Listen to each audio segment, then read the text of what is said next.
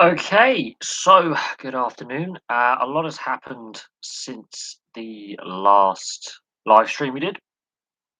Obviously, the TV deal that the Super League has signed with Channel 4 is one of the bigger news stories to come out of the sporting world in the UK, at least in the last few days. It means free to air rugby league regular season games on the TV. So that's a big win there. Obviously, football going on right now. We've seen Van Bronckhorst, the new Rangers manager. Villa have had a great start under Steven Gerrard as manager. Um, so a lot of managerial uh, changes happening in football. Newcastle still without a win. I think they're the only club now in the top four divisions not to have a win this season. So Eddie Howe's got his work cut out to fix the problems there. There's been complaints from snooker players about allowing amateurs into the UK Snooker Championship or amateurs into the professional championships. Those players who are complaining have actually been beaten by amateurs, so that's interesting. Obviously, the cricketing scandal in the build up to the Ashes. It is worrying that we could be seeing the Ashes overshadowed by scandal off the field and negative headlines. The Burnley Tottenham match has been postponed because of the snow. That's the only Premier League match to be a casualty of the weather this weekend. We are due snow down here in the south of England in a couple of hours' time, which I will be keeping an eye out for because I have to get to work first thing in the morning. Um, what else is going on? Let's have a look at what live sport is floating around. There's snooker, rugby union, basketball. Oh, men's World Cup qualifier for the basketball in 2023. Turkey are playing Great Britain at 10-4. Xavi's got his first La Liga win as a Barcelona manager. They beat Villarreal. They're still not out of trouble though. What else is going on? Not a lot there. Let's have a look. Not really a lot of breaking news. Man City have had a goal disallowed. West versus West Ham. Leicester are beating Watford. Of course, Burnley Spurs has been postponed because of the weather. And of course, in a congested season like this, where obviously the World Cup next season affects how scheduling is done, um, it's going to be interesting to see when that Burnley Spurs match is replayed and when they actually get it on because looking outside, the clouds are thickening up and we are due expected to have snow in the next couple of hours, I believe. Um, let's have a look when the snow is meant to hit.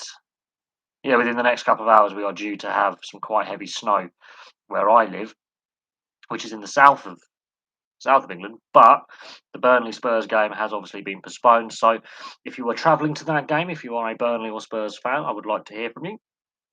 Also, what are your views on the TV deal for the Super League? Is it enough to grow the game and get more eyes on the sport? It's only 10 regular season games. It's only two postseason games, 12 games in total.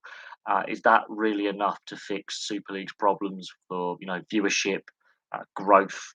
Is it enough to stem the losses that rugby league is facing? I mean, look, this TV deal comes as in this off season a few weeks after London Broncos have gone. We can't afford to stay full time as a full time outfit with every player being a full time professional. We're going to have to go part time. They were a Super League club, what, 3, 4 years ago? They're now having to go to part time. It doesn't matter what level in the pyramid they're playing at. That is a worrying sign. The Ottawa Aces experiment. We're not going to go back to Hemel Hempstead. We're going to go to Cornwall. Is that the right location? While it is a nice new location for rugby league to take it in England, is it the right location in England? Because there are other areas that have more money available for sponsorship. Fans have more disposable income. Cornwall is a rugby union heartland, so are they trying to take the battle to the Cornish Pirates? Will rugby union fans also be happy to watch rugby league in the summer? It could work. It could work in Cornwall. But you know, the Toronto Wolfpack and the Ottawa Racers experiment has been a costly failure for rugby league. The NRL and the Australian fans, see how Super League is run and rugby league is run in general in Europe and are laughing. They are laughing at us. And the NRL is not bad, is not well run itself historically. And if they are laughing at us going, we are getting it wrong, it just shows how badly governed and direct and the lack of direction the sport has over here in Europe. So with this TV deal, we'll see how successful it is. We'll see what the viewership figures are like. But to carry on with solely a Sky TV deal would be, death for the sport. And there were already concerns and some media reports suggesting that the Super League and the RFL were considering shrinking the Super League down by a couple of teams. And, you don't want that. That is a big sign to me as someone outside of as a fan that is a sport in trouble. But we'll have to see how successful the TV rights are. Obviously, Channel 4 has lost a lot of sports rights in the last 15, 20 years. And it's been a slow losing of sports rights. They've lost the horse racing, which was literally you know, their, you know, holy grail of sports rights. They had the horse racing rights for 25 years. Admittedly, they shared it with the BBC for a while, and they shared it with Sky and the racing TV. They lost the Grand National. They lost BBC lost that, but they lost all the major horse racing rights, and they were losing viewers by the end. So there were concerns about the direction of their sports broadcast arm of Channel 4. They lost the Serie A. They lost the cricket famously in 2005. They had picked up some rugby internationals. They lost them. Um, they have the Paralympics, I believe, still, but Channel 4 is a struggling broadcaster. Is this a shot in the arm for Channel 4? Is this a risk too far? We'll have to wait and see what happens with that. But Channel 4, as a broadcaster, has been losing sports rights steadily over the years. What team did Chabot? He played internationally for France. His club team, he played for several club teams, did Sebastian Chabot. He played, I think, for Sale at one point in England. He played for a variety of club teams over his career, Sebastian Chabot. One of them possibly the biggest names of the last 2 decades in rugby union. The fact that you know who Sebastian Chabot is and you're not a rugby union fan says that there is that, it doesn't matter that he was a number 8 or a second row. The fact that a forward, yes, a forward in rugby union can have that kind of impact on a global audience. Plus, you can find his highlight reels on YouTube. He burst onto the scene in the early 2000s. In the 2003 World Cup, and he was a mainstay of the France set up till around 2017. So he was a long time international. He played at the top level for a very long time. He's a sporting icon in France.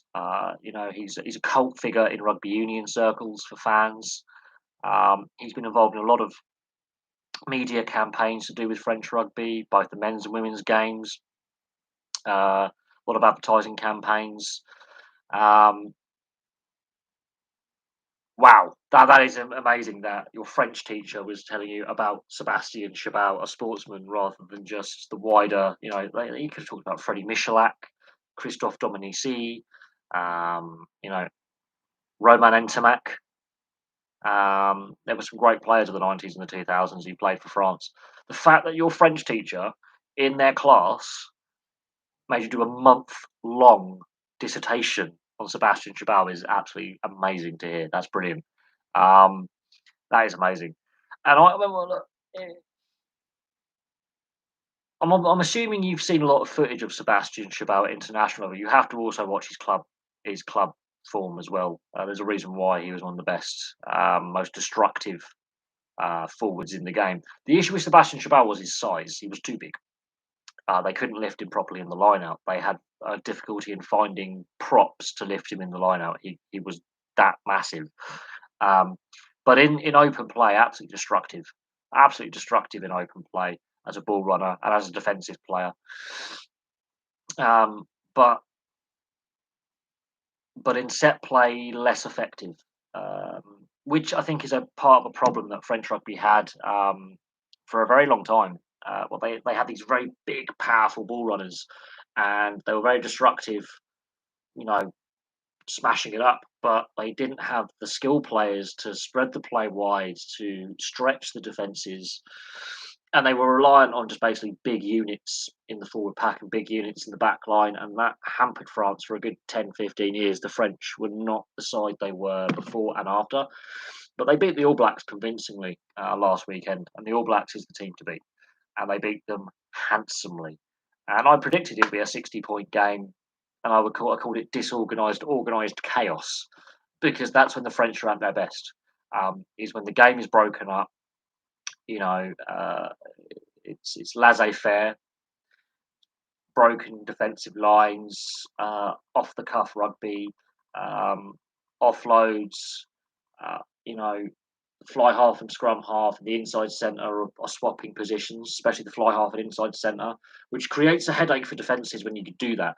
When you have an inside centre who can also play fly half as a secondary position, and your fly half can also play inside centre and full back, and if you split your spine up and rotate them around when you're attacking, it can be a complete and utter headache for defences.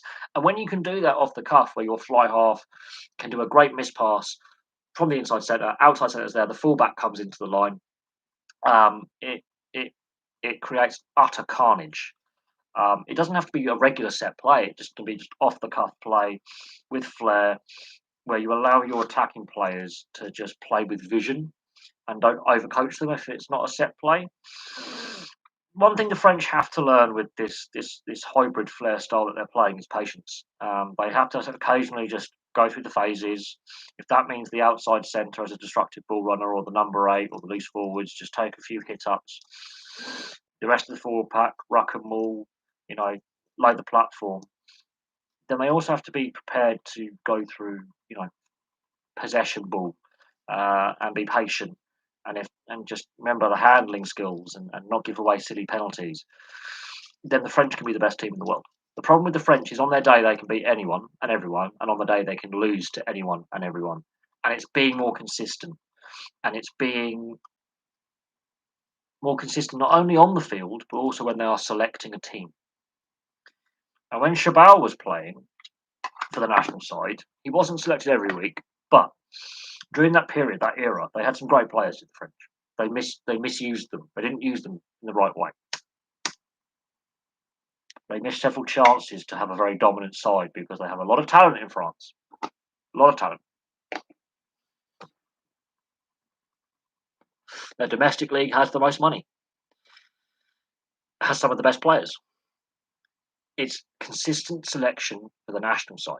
And it's the same with the women's game as well. They've got a very competitive women's league structure. And again, it's consistency of selection at national level.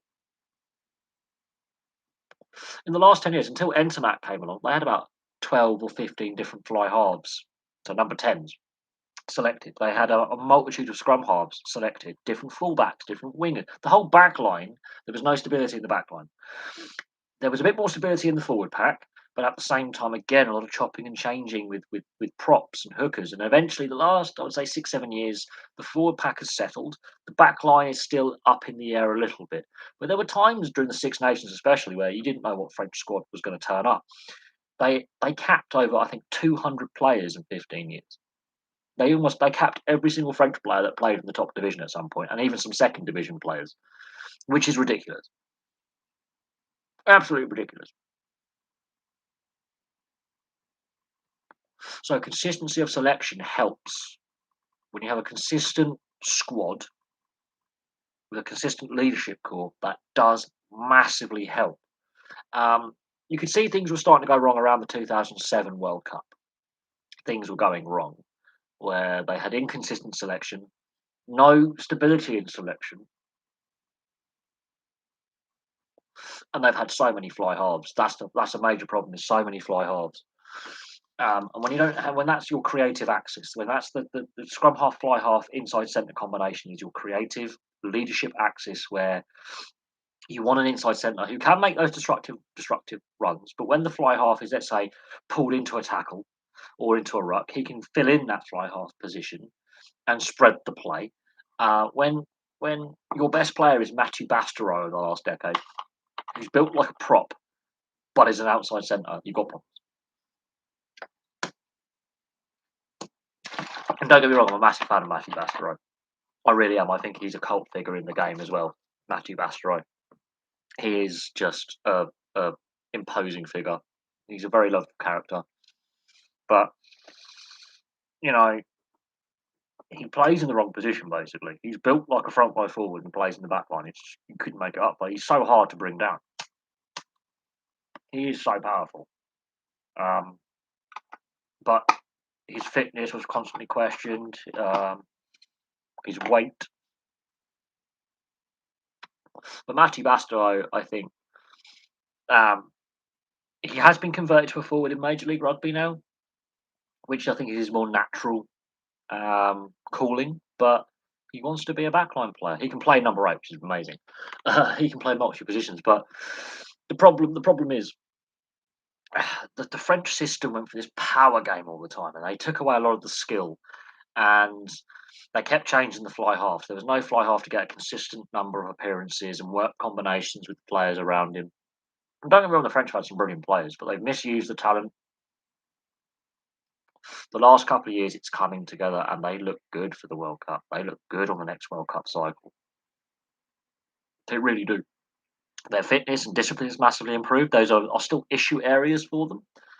Um, but the French look scary. They've just got to be consistent. The fact that your French teacher made you do a month-long class just on Sebastian Chabal is absolutely insane. I've never heard of any language tutor ever going, we're going to focus on one individual of a sporting nature from a country. So you could look at Spain and let's say Raúl, a football player, soccer player, and his achievements in the game. Or you could look at, if you're doing Italian, Paolo or Cesar Maldini, father and son, both play for AC Milan, both represented and captain the national side. You could do a month long. I've never ever heard of a language class basically asking you to study a sports star before. I've heard of language classes saying these are literary figures who are important. These are, political figures who are important and what they mean to the culture. But I've never ever heard of a language tutor saying we're going to do a month-long dissertation and study on a sports star. Never before. And Sebastian Chabal, as a sports fan, he is a cult figure. He really is. Um, he wasn't the best number 8. He wasn't the best, second row because he could play both positions. But I'll tell you now, he's definitely a cult figure. His early look, he didn't have the beard. It's only from the 2007 World Cup onwards he grew the beard. Before then, he was clean shaven. He looks completely different. He's still an absolute man mountain of a human being. But yes, he does have a certain look about him. He does have that certain appeal. He is a cult figure. It's like Sergio Parisse for Italy. Basically, legendary cult status. There are some other French players as well, but Sebastian Chabal does stick out for me as one of the most recognisable French players to the wider rugby. Well, not just the rugby, to the wider sports world. That non-rugby fans will recognise is Sebastian Chabal. I mean, non-rugby fans recognise Johnny Wilkinson and Dan Carter. You don't have to be a rugby fan. You just have to be a sports fan or just a general, person in the street will know who Johnny Wilkinson is. They will know who Dan Carter is. They are global sporting superstars, which does help grow the brand of the sport to the North American audience, where rugby is a minority sport. It's growing. I mean, just imagine if Dan Carter and Sebastian Chabal and Johnny Wilkinson ever decided, if they were a bit younger, for example, still playing, if they decided to play Major League Rugby, that would be just David Beckham going to the MLS, for example, kind of impact. And I think that's what helped Major League Soccer with David Beckham going over there, being the first true out-and-out superstar to decide to play in North America in the MLS. It created an explosion of European-based talent going, we'll give this a go towards the end of our careers. We still want to keep playing. We're a bit older, we're veteran players, but will follow in his footsteps.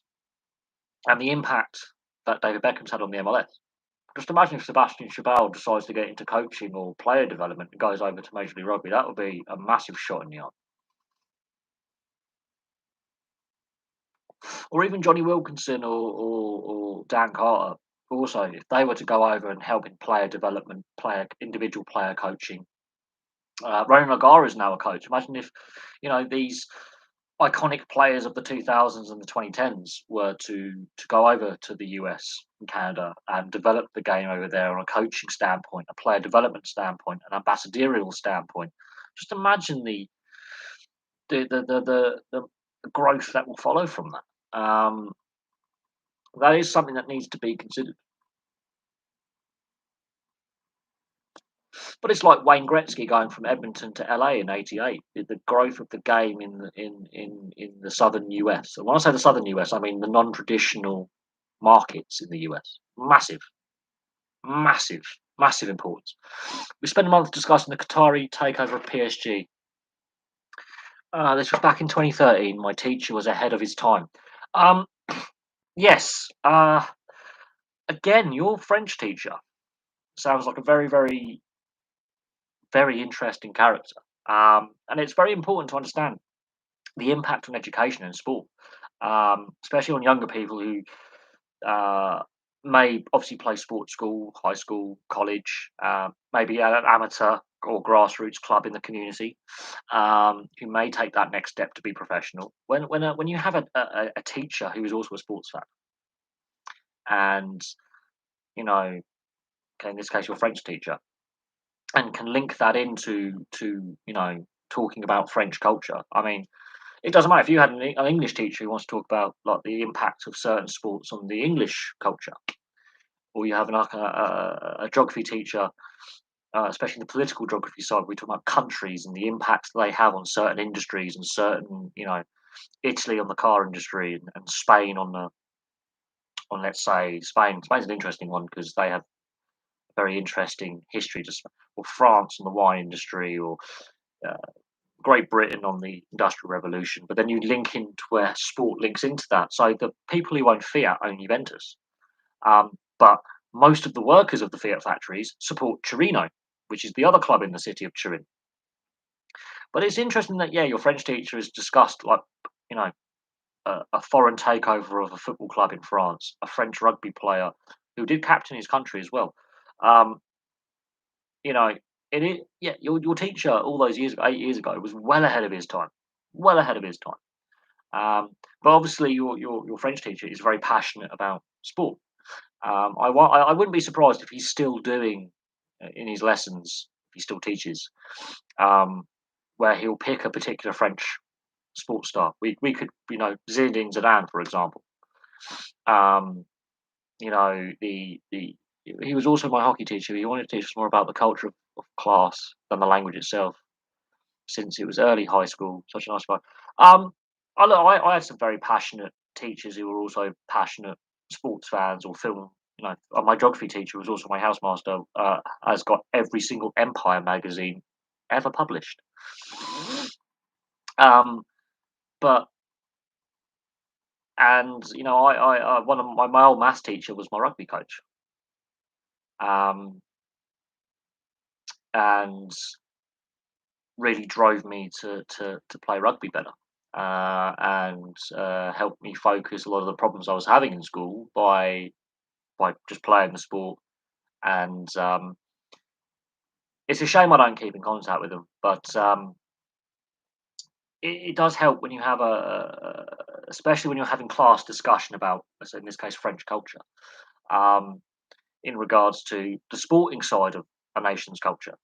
So if you were doing politics or whatever you're studying, and you can link in, if you're studying like engineering or whatever it may be, if you can link in something to do with the culture of that country and why there's certain engineering architectural styles, and then you can go look at this stadium. This is the national stadium of insert country, you know.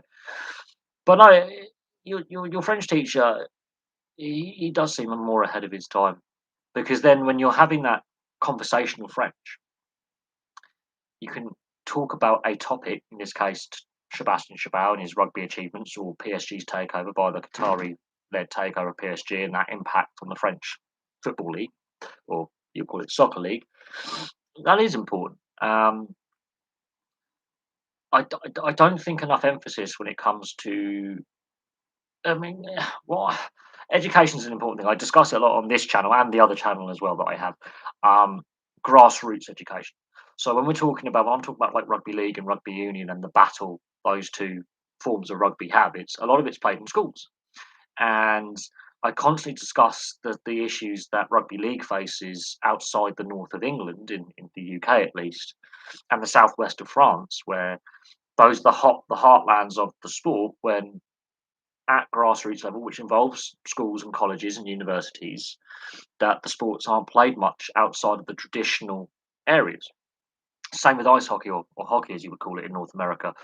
The East Coast, the Washington to Boston corridor, uh, the Minnesota, the border region between the US and Canada, and obviously Canada itself is the traditional heartland of ice hockey in North America. So when we're discussing like the Arizona Coyotes, the Florida Panthers, the Tampa Bay Lightning, the Carolina Hurricanes, you know, the California teams, and people go, well, we've got to move a team in the NHL. Let's move the team. Um, Without these teams, you don't have the US team as strong as it is. You don't have an Austin Matthews type player. You don't have 3 Stanley Cups in Florida with the Tampa Bay Lightning. You don't have that sudden massive growth of the sport in the southern half of the US that you have now. Um, and so, grassroots and education. If you can get the interest of young kids in any sport, if they take an interest in it as a fan, or playing, or studying, you end up having, yeah, problems down the line when it comes to player attention, you know player depth, participation, fans wanting to buy in, um, growing the sport to new locations.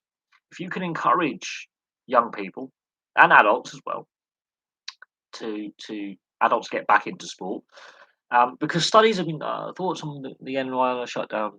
The Ottawa Senators had the same thing. They shut down for 10 days. Um,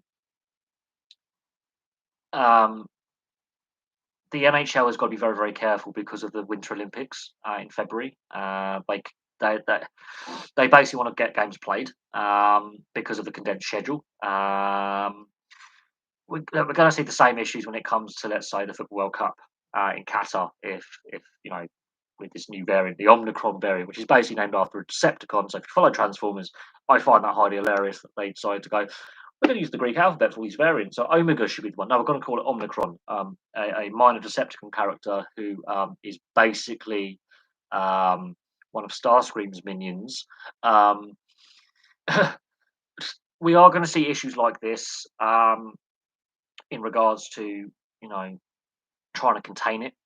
The fact that it's only 2 teams have been massively affected in the Senators and the Islanders, ironically, are the 2 teams that have actually basically shut down this season. Um, the NHL obviously wants to avoid the situation. They got around the Senators situation. The Islanders will go through a similar protocol period.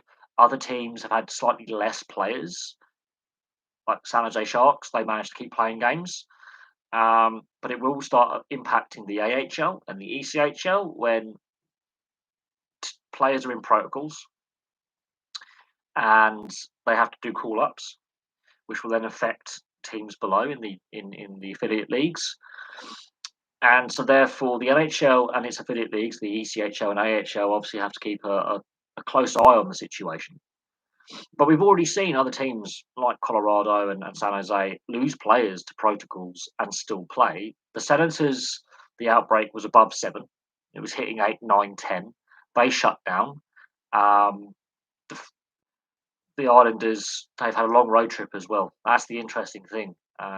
They've not been in Long Island. They've been on the road while their new arena was being finished. So, and it we obviously didn't see. We saw these problems last season with Vancouver, for example, where they had to play like 19 games in like 21 days or something towards the end of the season, which was ridiculous. And the NHL wants to avoid that, but if they've got the Winter Olympics, they have been mindful of that. They still have a little bit of flexibility in if they decide to send the players or not. Um, so it's a tricky situation. The NHL wants to avoid you know prolonging the end of the season and delaying the playoffs.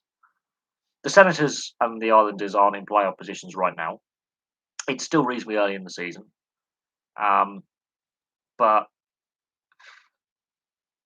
we'll see what happens. We'll see how the NHL deals with it. The fact the Islanders have gone into shutdown, they're the second team to do it. There hasn't been as many cases in the NHL as I thought there would be. There's been a high vaccine uptake because of the border conditions that the Canadian government has imposed. I think only Tyler Bertuzzi is the only player who hasn't played north of the border because of his vaccination status. Other leagues as well are having this debate. I'm a massive rugby league fan. The NRL is having this debate about unvaccinated players. I think there's about 11 players who are either refusing or having issues over the vaccine for various reasons, and sometimes it is a medical case. Um, so again, when you have different when you're playing a league that covers two countries um, with different regulations when it comes to health protocols, it's an interesting one. Favorite logo in the NHL? It's got to be the Kachina, and it also was the old Arizona logo as well, but it has to be the Kachina. I like the Golden Knights logo. I like the Kraken logo. To be fair, the secondary, the anchor. Um, I like some of the older logos that are not in the league at the moment, like the Washington Capitals Screaming Eagle, Buffalo Head for the Buffalo Sabres. I grew up watching those logos, so that's my opinion on that. Is the Kachina. I want to get my hands on a CCM Kachina, and they're really rare. But when I say really rare, like we're talking nigh on impossible to find for less than $600 plus. So trying to find one of them is near on impossible. But I want to get my hands on one if I can.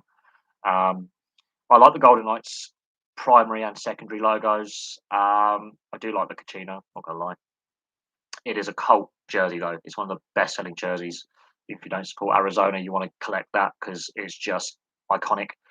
Um, my least favorite logo is I don't really have a least favorite logo. If I'm honest,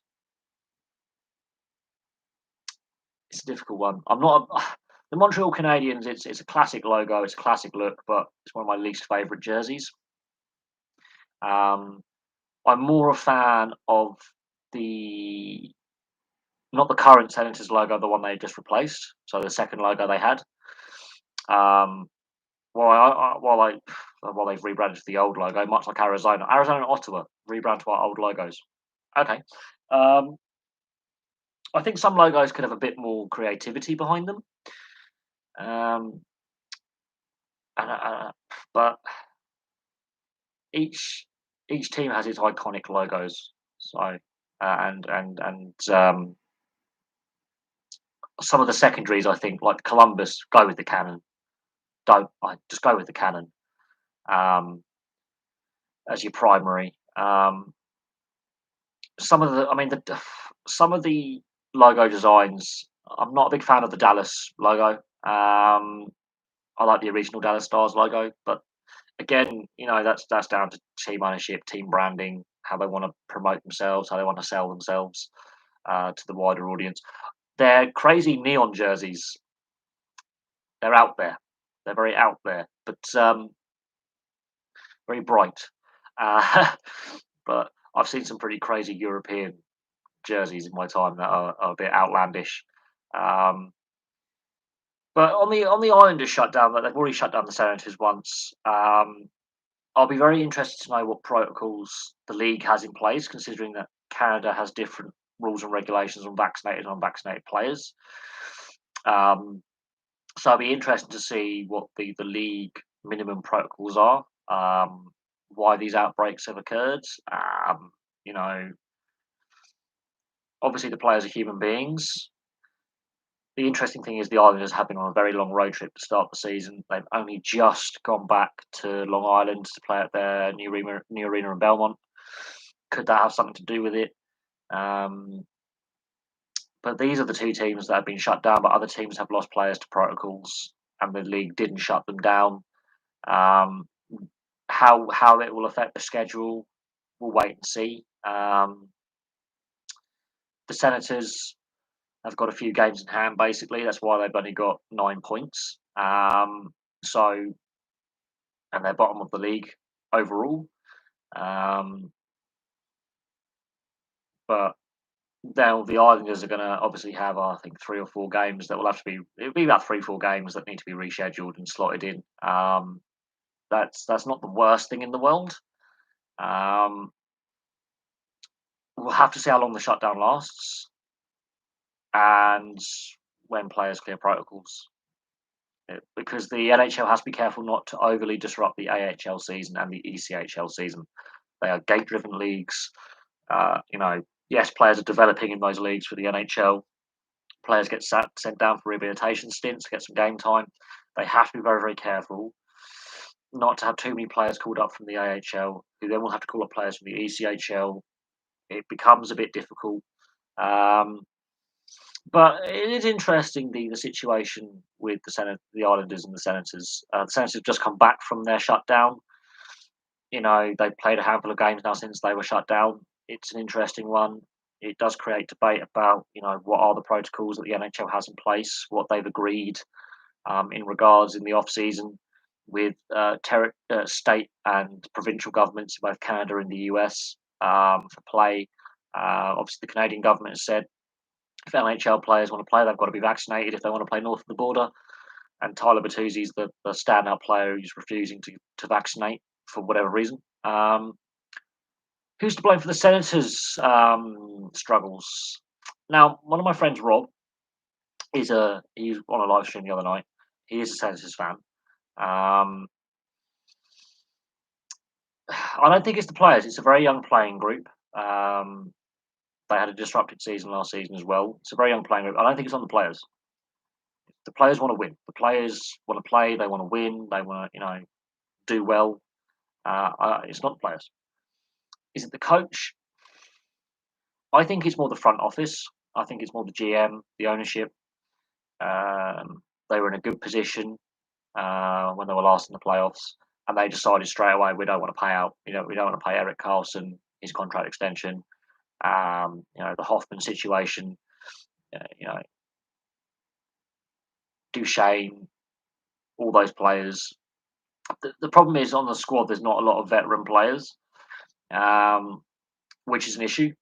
But it's a young team, which is a problem with not enough veteran backbone to it to guide the young players around, be it on and off the ice. You've got veteran players who can teach them about good diet, good discipline, work rate, skill, skill training. Little light hockey hacks, life hacks to make things easier.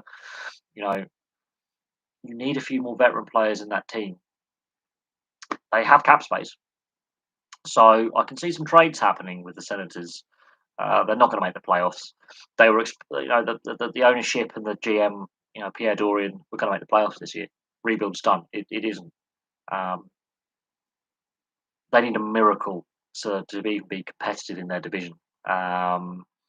They were competitive towards the second half of last season. I will give them that. But that was a very unique season where you were only playing within division. They were only playing other Canadian sides. But they had a good run in the second half of the season. It's a pity they couldn't carry that on into this season. But they've got some talented young players. Yeah, Matt Murray, that's an interesting one. Back-to-back Stanley Cup winner. Was he rushed in his playing development by the Penguins when they lost Fleury in the expansion draft? Did they rush his development? Did he peak very early? Because sometimes that happens with players where they actually hit their ceiling very, very early. Could it be his confidence is lacking? And could that be on him and the goaltending coach? Something's not right there with Matt Murray. He hasn't really settled in Ottawa. It's a big contract as well. So for him to be put on waivers, That's an interesting one. I wouldn't be surprised if another team picks him up. Really wouldn't be surprised. It's whether that team has cap space. Seattle could use some goaltending depth. Grubauer's got a Stanley Cup ring. He's having a mixed bag. Matt Murray, I can see Seattle possibly going in on the old waiver wire and going, we'll have him. The fact they're offloading him on waivers, that's interesting. Very interesting. So we'll see. We'll see if he gets picked up. If he does get picked up, I can see Seattle taking him. I can see Arizona taking him because again, cap space. It's a big contract, cap space. And then I can see some trades happening if Matt Murray gets picked up. I can see some teams making some trades, and I think he stays in the league. He doesn't disappear from the league. I think a fresh start at a new team could be exactly what he needs. Obviously, the Senators left protected him in the expansion draft, but I can see Seattle picking him up and putting him into their system. They have cap space. I can see Arizona picking him up as a cap dump again because their goaltending depth isn't the deepest. So I can see him going to like a location like that. I can't see any of the other Canadian teams picking him up, and I can't see him going back to Pittsburgh, and I can't see him going anywhere else. But the issue is, has he already peaked? Has he, or does he need a fresh dressing room, new teammates? Because since he's been in Ottawa, it hasn't been a good fit. But his form towards the end at Pittsburgh was starting to drop, so there could be any number of reasons, for his issues. But the Senators waiving him, that's an interesting one. There's obviously a breakdown between Matt Murray, the dressing room, the GM, the coach, the goaltending coach.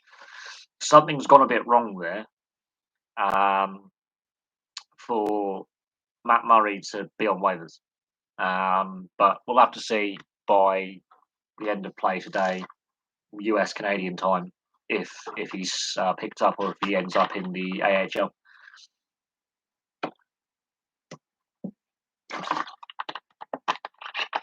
That lateral movement is one thing. Sometimes goalies, when they get injured with their knees and hips and ankles, do struggle with lateral movement at times.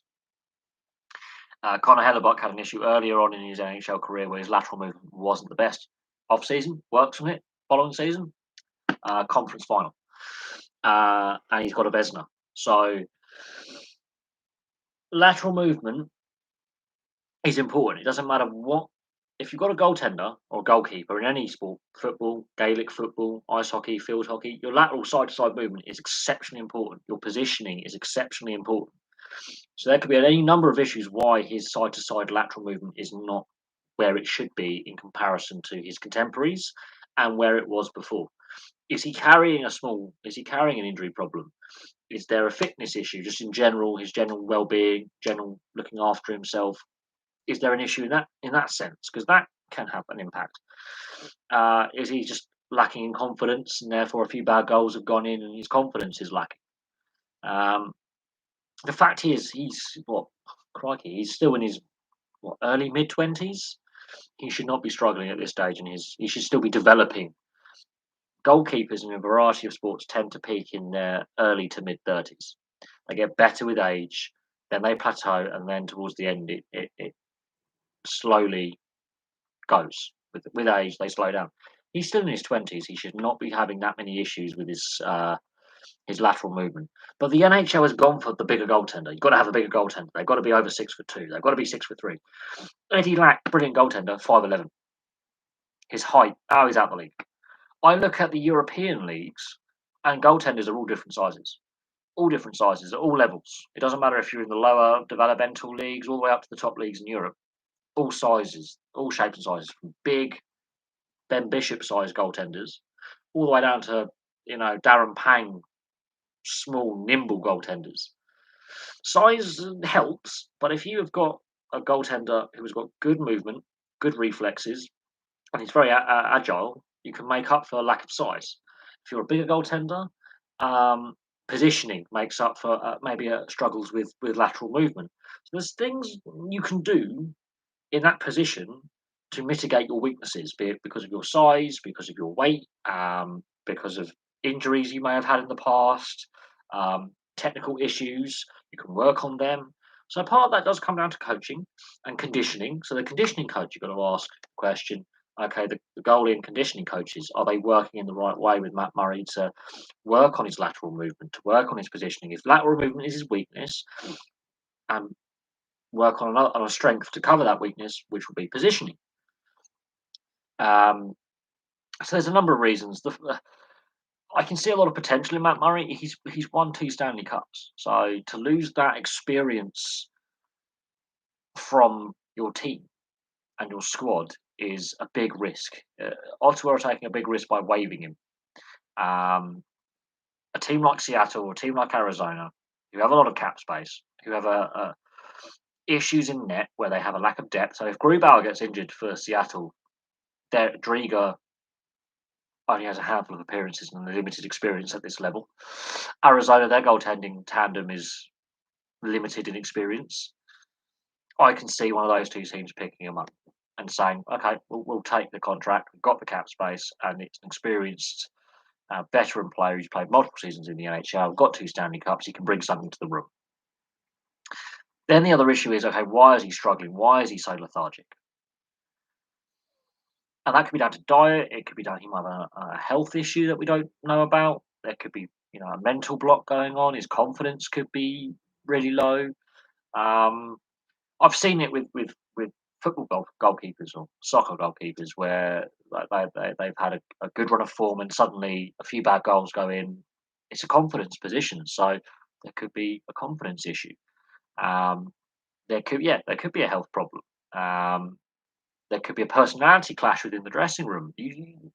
As looking outside the box and the fact he's been put on waivers, it's worrying. But I can see, Seattle or Arizona picking him up. But when it comes down to weaknesses and strengths within a player's game. It doesn't matter what position you play. You can make up for a lack of speed with good positioning. Uh, you can make up for not being the quickest for good handling skills. If your handling skills aren't great, speed can get you out of trouble. If you're not the most physical player, agility. If you're a big physical player, um, again, positioning can line you up so you're not out of position when you're attempting to make a hit or a shutdown play. Goaltending is a bigger issue though because it's such a specialised position, so specialised that you are under the spotlight. Doesn't matter how the team in front of you are playing. If you get the goals are going in, doesn't matter on your save percentage. It doesn't matter on your goals against average. Doesn't matter. You're under the spotlight. So every time there's a defeat, normally the press will go, "Oh, that's the player we're gonna throw under the bus," and the fans will get on your back. And at the moment, Ottawa is not in a good position in the league. This rebuild was a rebuild which should never have happened. Really, I think they were in a good solid position when they decided to just rip it all apart. Um, it's a very young team, lack of experience in it. You know that can have an impact on the player's mental. Its concentration, energy levels. But questions, you have to look at some of the coaching setup for a position like a goalkeeper or a goaltender when they've been really good at a previous system, they've been successful in a previous system. Or was that success shadowing and paper over the cracks of an individual player? Because Matt Murray had his moments playing for Pittsburgh where he wasn't very good, but the team as a whole in front of him covered up certain deficiencies he may have had. But we'll see what happens. I mean, whether if he gets picked up, he gets picked up.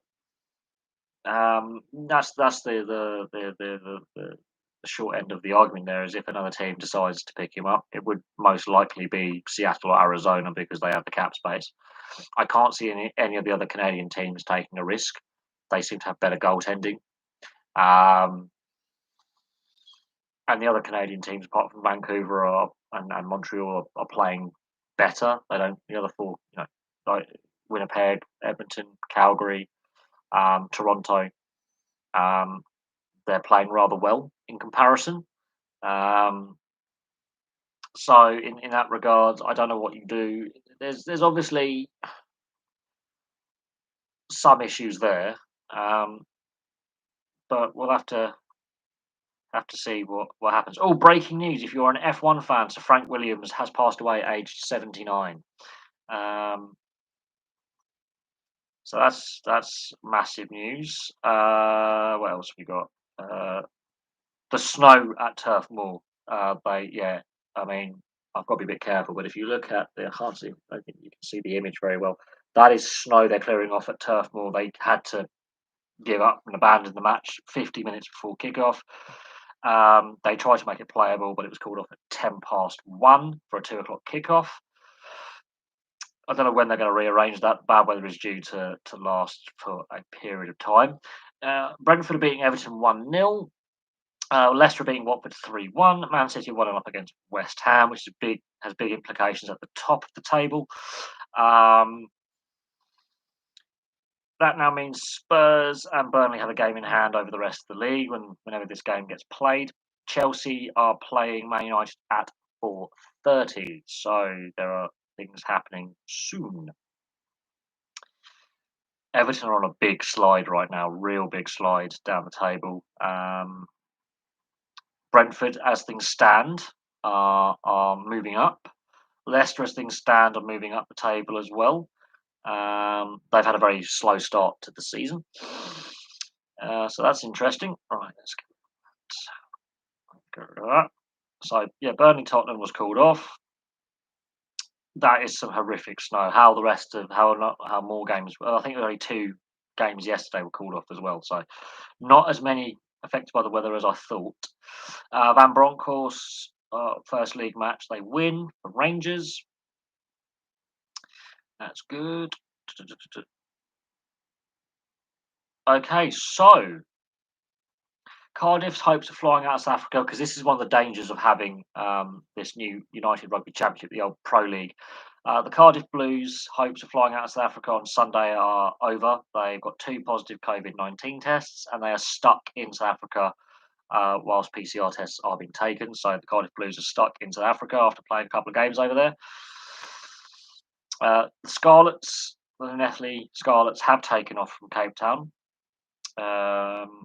Zebra and Munster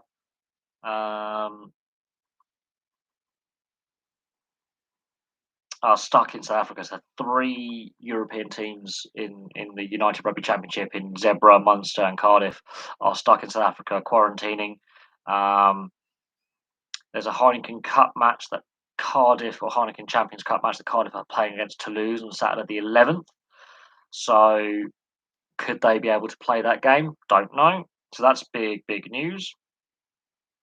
What else we got? Let's have a look at the more results. So in the Championship, Sheffield United beat Bristol City 2-0. Scottish Premiership, Rangers beat Livingston 3-1, and Celtic Aberdeen is 0-0 as things currently stand. So let's have a look at the table. So if we're looking at the SPL, I just want to see the table. God damn you. Let's have a look at the table.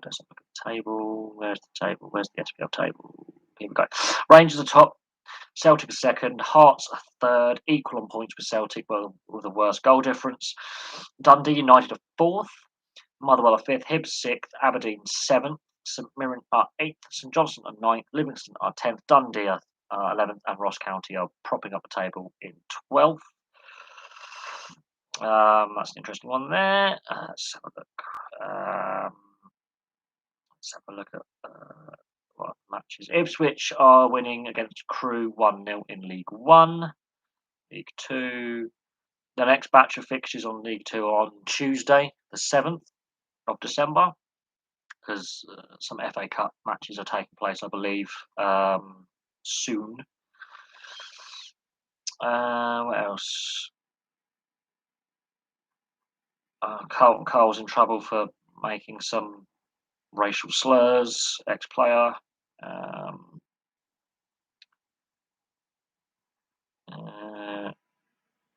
New cricket captain for Australia, Pat Cummins.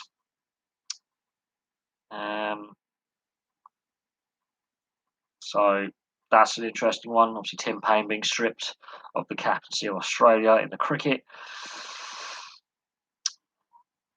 Obviously, Man United have got their new manager, Ralph Rangnick, as an interim manager. That'll be interesting to see how he does replacing Solskjaer. And he'll be a consultant for a further 2 years, so that's interesting. So they're going to be replacing Rangnick with another manager in the summer. So Man United has no managerial stability. Yeah, so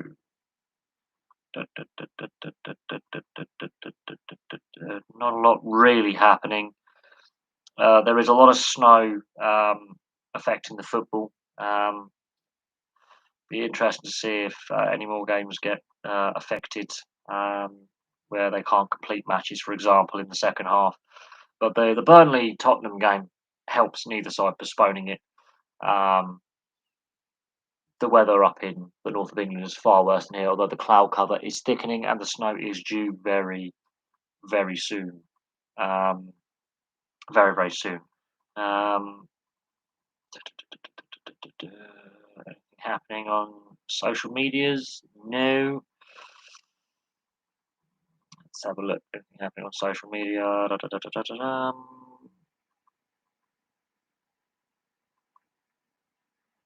Let's have a look. See. Nothing really happening there. So yeah, the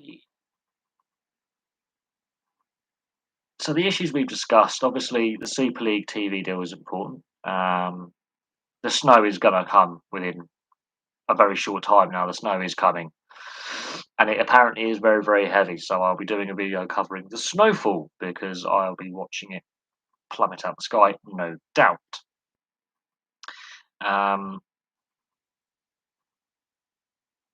Yeah, the snow is coming. I don't know when the Spurs Tottenham match will be, played. They've obviously got a fixture that in with obviously the FA Cup and League Cup and European games. It doesn't really help either side not playing. But I think thankfully it was the weather causing a postponement, not COVID. So yeah, there's some interesting news. Obviously, there's been issues with teams stuck in South Africa, rugby union teams in Munster, Zebra, and Cardiff. That will impact how whether other fixtures can get played. Again, what then happens with the travel, with restrictions being put in place, and what happens to the South African sides in this United Rugby Championship. That's going to be very, very interesting. But yes, big story. So Frank Williams passing away, and that's big news. Obviously, Williams is not owned. The Williams F1 team is no longer owned by the Williams family, so I think they have shares in it, but they don't own the team anymore. But he founded an F1 team as a privateer and won multiple world championships and constructors championships. So that's a video worth doing a bit of research in and looking at the history of the Williams F1 team and the world championships and the world champions that have driven for Williams as well. Obviously, in my lifetime, you had Nigel Mansell win for Williams, Damon Hill, Jacques Villeneuve. I remember growing up watching Damon Hill and Jacques Villeneuve winning consecutive seasons, 96 and 97. And they were brilliant drivers. And it was a shame they only won the one world title each. But, the 90s for me was a real fun time for F1 and the early 2000s. That's when I enjoyed F1 the most. And Williams was part of that. They were a very successful team. And their success has just dried up. In the last 2 decades, they've had a lot of misadventure. They've not been as competitive as they should be. Lack of losing key sponsors. Just the overall direction the team was taking and where the team was has affected things. They've slipped down the grid in finishing position, points positions, not being on podiums that often. Haven't won a race, I think, since Maldonado a good few years back. So they've not had a race winner in a while. The lack of success is told. The finances, the problems getting sponsors, problems getting top drivers, problems in reliability with the cars, developing the cars, taking that next step. Frank Williams stepping aside for Claire Williams. She then stepped aside and said that the team was up for sale. So we'll see what happens with Williams going forward, and how it all plays out for the team, and whether they keep the Williams name or they rebrand and they rename. Because it would be a shame if Williams was to disappear off the F1 grid. I mean, they've had partnerships with Renault, designing road cars, with the Williams name, F1 name on the Renault Clio. So that's some big news. Big news. But yeah, all told, F1 for me, I think now they're bringing in new rules and new regulations, and they're trying to cap teams' expenditure and distribute the revenue more evenly. Be interesting to see how the new regs when they come in. Same with NASCAR next year as well with the next gen cars. It's going to be very interesting to see how that affects the racing and how it affects the competitiveness, how close it will be. Well, this season's been more exciting. This season's been more exciting since like, than last season and the season before. I think F1 has been stuck in an issue where the tyres aren't very good, the regulations aren't great. It allows one or two teams to really dominate. It means it's harder for those privateer teams or those customer teams to be at the front of the grid. Some of the circuits are not great to go to. There's a lot of technical gimmicks like DRS and push to pass, which I don't like. The hybrid engines haven't necessarily gone down well with some fans. The TV deal isn't necessarily the best in the sense of attracting the wider audience. But the regulations told Pirelli make tyres that don't last, and drivers are like, we can't race effectively. We have to manage the car, which is not fun when you know that the race is going to be decided by pit stops rather than on the track. So we'll have a look at the new regulations in F1.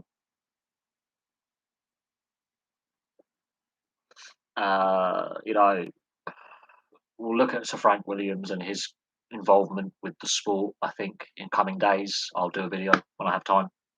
I have to do a fair bit of research for that, which will take a while to get it properly researched and give the due care and attention to it. I'll have to go through my F1 book, Murray Walker's F1 book, and I will look at the history of F1 up to and including up to the present day. But there's some very interesting anecdotes, and the Williams F1 team has one of the best privateer teams F1's ever seen. It's just unfortunately in the last decade or so, it's not been very competitive. Not a lot of race wins, issues with finance, issues with the direction of team development of the car. Hopefully, with the new regulations, that may change, and the sport taking a new direction, that may change. So we will see. But yes, so I'm going to call this live stream a live stream. I thought I'd do a little quick one. And then I'm going to sort out my flat and get ready for work tomorrow. So thank you very much for watching. Not really not the best live stream, I will admit. But definitely some interesting questions. I'll obviously keep updated with the weather as well, because I think the weather is going to get very nasty very, very quickly. So thank you very much for watching. I'll have some more videos for you very, very soon.